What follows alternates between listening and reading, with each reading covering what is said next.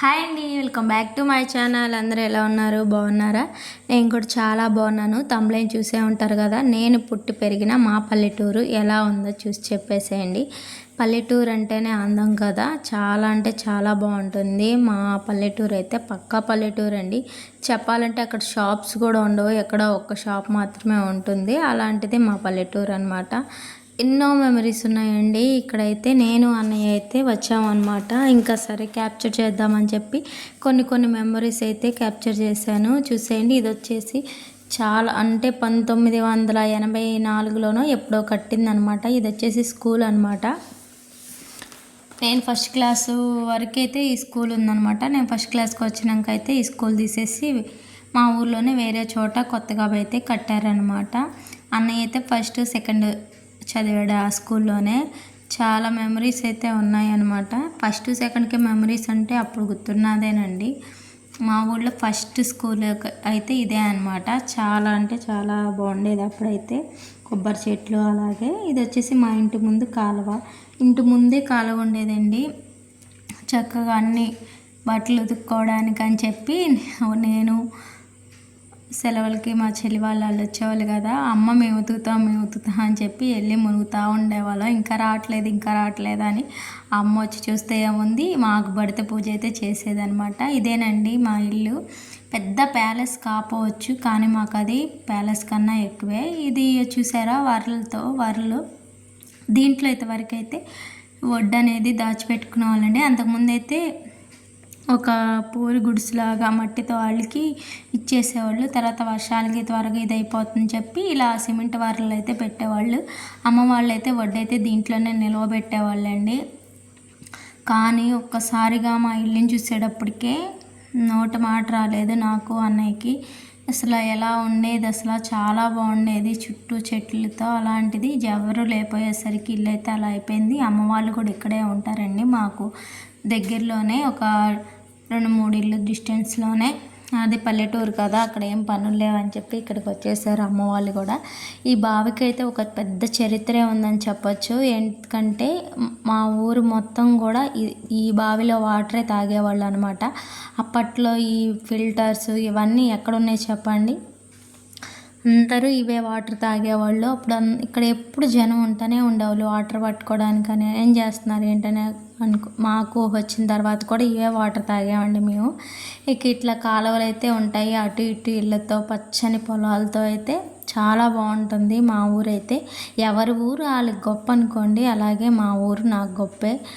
రోడ్లు లేకపోయినా, షాప్స్ లేకపోయినా, ఏం లేకపోయినా కూడా మా ఊరేనండి. అంత బాగుంటుంది. ఇలా ఊళ్ళో అయితే అటు ఇటు ఇల్లు ఉంటాయి కదా, మధ్యలో కాలువ ఉంటుంది. ఇట్లా స్తంభాలు అయితే వేసి దాని మీద అయితే అటు ఇటు వెళ్ళటానికైతే ఉండిద్ది అనమాట. నేను మా చెల్లి అయితే దీంతో కుస్తీ పడుతున్నాము. అంటే అంతకుముందు నడిచేదాన్ని అనుకోండి, తర్వాత కొంచెం అలవాటు తప్పింది కదా, నాకు కొంచెం చూడంగానే భయం వేసింది. ఇది వచ్చేసి మళ్ళీ ఒక చిన్న ఫంక్షన్ ఉంటే మా ఊరు వచ్చామన్నమాట. అత్తయ్య అలాగే మా చెల్లి నేనైతే మళ్ళీ ఇంటి దగ్గరికి అయితే వచ్చామన్నమాట. చూశారు కదా ఇవన్నీ, ఇదిగోండి ఇలా అయితే ఉందన్నమాట.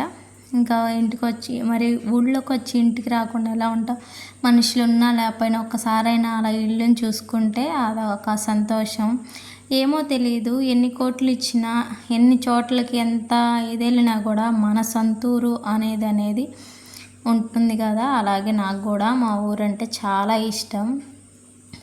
అక్కడ ఏందో తెలియదు కానీ అక్కడ ఎన్ని ఫెసిలిటీస్ ఏమీ లేకపోయినా కూడా చాలా బాగుంటుందండి. మనుషుల్లో కూడా ఆప్యాయతలు ఉంటాయి. మనం ఎవరో తెలియపోయినా కూడా అమ్మ ఎలా ఉన్నావు ఏంటి అని పలకరించే వాళ్ళు ఉంటారనమాట. ఊళ్ళో అయితే సిటీల్లో అయితే చెప్పే పనే ఉంది. పక్కన వాళ్ళు చస్తున్నారన్నా కూడా ఏం పట్టించుకోరు, అట్లా ఉన్నారు.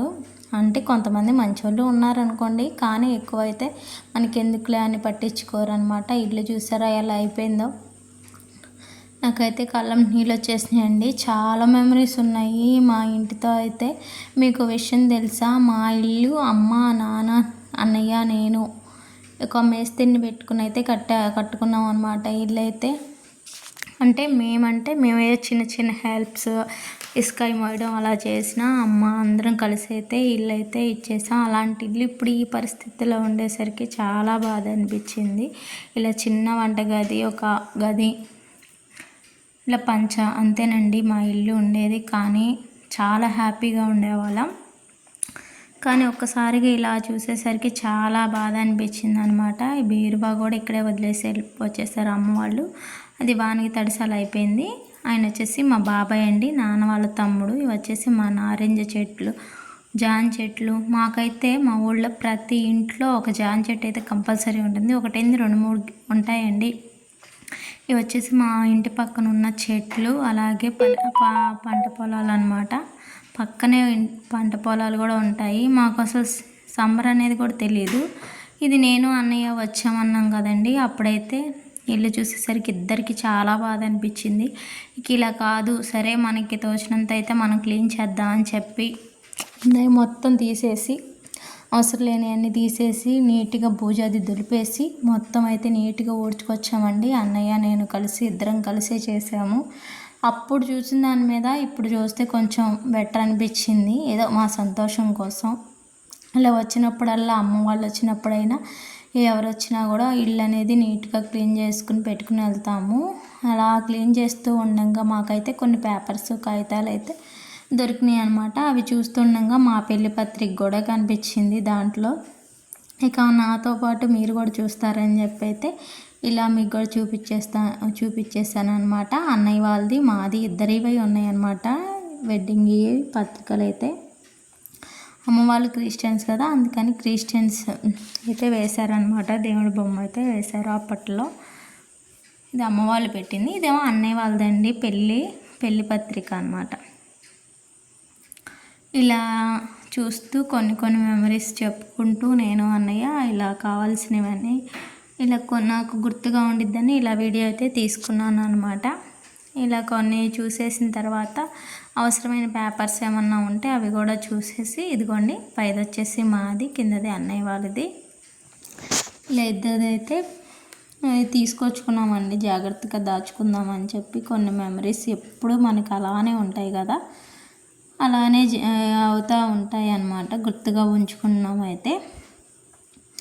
అన్నయ్య వాళ్ళది, మాది అనమాట ఇద్దరిది. ఇక కావాల్సినవి కొన్ని పేపర్స్ ఉంటాయి, అవి కూడా తీసుకుని మిగతావన్నీ అయితే పడేసి ఇల్లంతా నీట్గా క్లీన్ చేసి పెట్టామండి. అప్పుడు కొంచెం మనస్ఫూర్తిగా ఉంది. ఇంకా పక్కనే మన చిన్నానమ్మ వాళ్ళు అలా ఉంటారు.